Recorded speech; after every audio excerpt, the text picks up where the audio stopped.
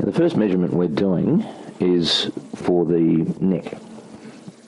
Now this measurement is simply, the tape is placed at a position where you would wear your collar or do your collar up.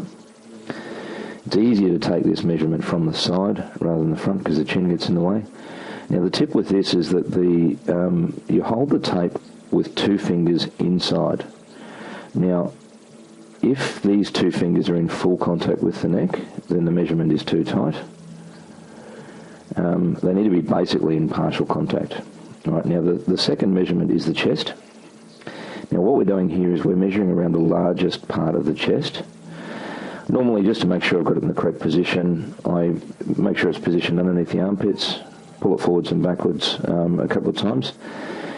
We're taking it at the front, it's being taken across the nipples. At the back, you'll probably need, more often than not, to lift the tape up, because we're also measuring the largest part of the back here as well.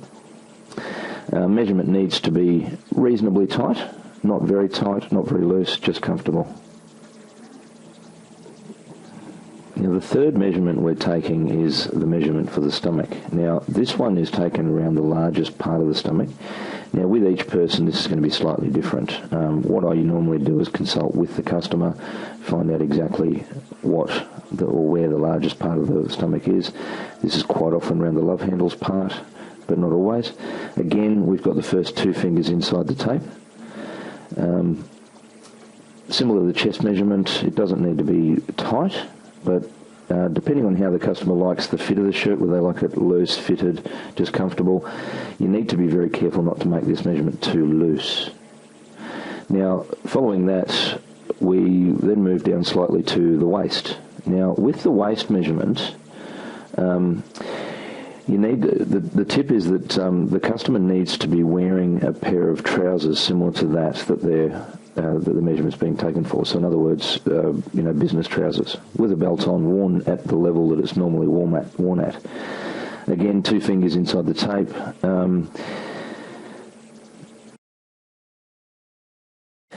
This waist measurement simply the tape needs to be positioned as close to the top of the belt as possible. We try not to have it overlapping onto the belt, but as you can see from the video, it's not always possible. You just try and get it as close as you can so that the measurement is representative of the height, or the exact height that the customer wears their trousers.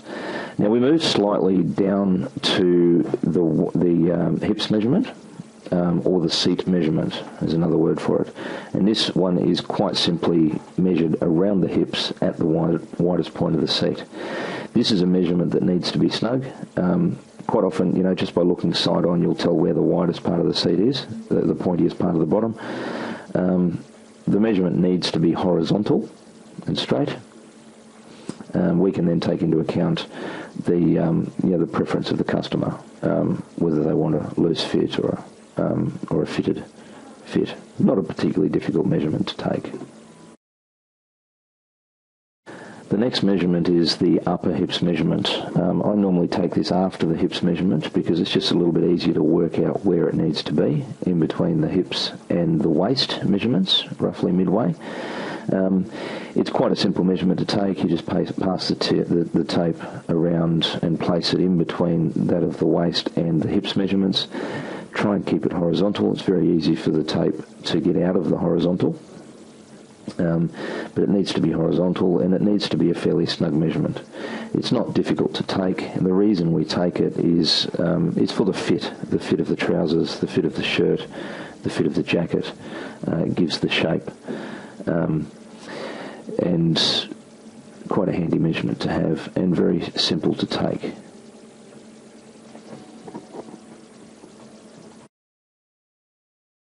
We move back up now to the full shoulder or the yoke measurement. Now this measurement is taken from just below the point of the shoulder.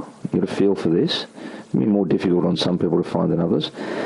So it's taken from just below the point of one shoulder. I normally take it left to right, as I'm right-handed. You pass it just below the collar, so the middle of the tape's got to rest just under the collar, and the end of the measurement is from a point just below the point of the other shoulder. Now, it's a crucial measurement. If you get it wrong, it's going to affect the general fit of the shirt and the length of the sleeve. Now, moving on from the full shoulder measurement, the next logical measurement to take is the sleeve. Now, the start of this measurement is the end of the full shoulder measurement. So you start it from just below the point of the shoulder. You take it in two parts. You take it down to the elbow, you stop, and then you take it to a point midway between the wrist and the knuckle. The end of the sleeve, of course, is the wrist. This is a measurement that's taken fairly loosely. I always ask the customer whether they wear a watch, and if they do wear a watch, I have them wear the watch, and I take the measurement around the watch. If they don't wear a watch, such as in this video, and they're right-handed, as this customer is, we take it around the right wrist. It's a loose measurement, 2 fingers held inside the tape. Moving down, the next measurement is the crotch measurement. This is simply a measurement from the top of the waistband in the front, taken between the legs to the top of the waistband in the back.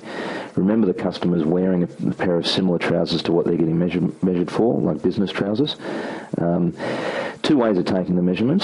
If you don't know the customer that well, you'll get them to hold the tape level with the top of the waistband, let it fall to the floor, pull it between the legs and take it to the top of the waistband in the back. If it's a family member or a spouse, you know them a lot better, you can actually take this yourself.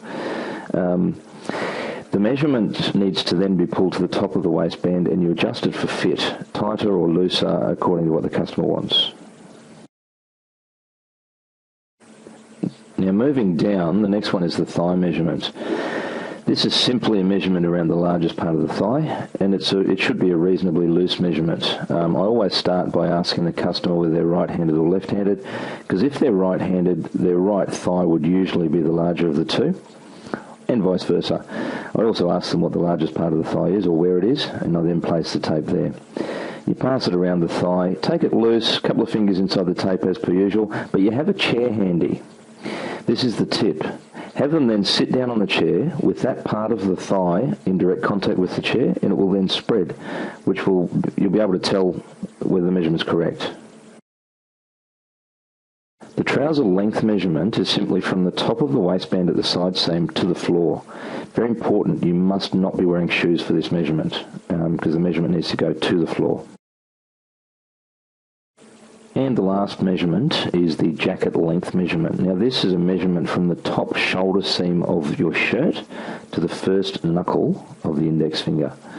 That's just a rule of thumb, however. It can actually be taken to whatever length you want, but be careful not to make it either too short or too long. If you know that the customer has long arms,